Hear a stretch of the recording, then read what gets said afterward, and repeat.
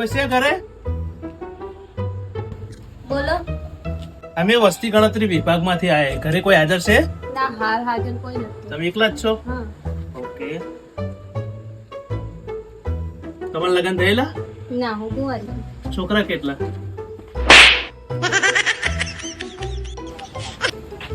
આવી રીતે ના પૂછાય.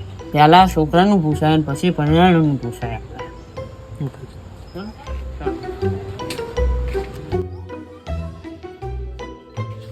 કોઈ છે ઘરે? હા, બોલો.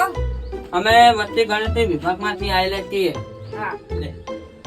તમારા છોકરા કેટલા છે? 2. તમે કુંવારા છો તો ભણેલા?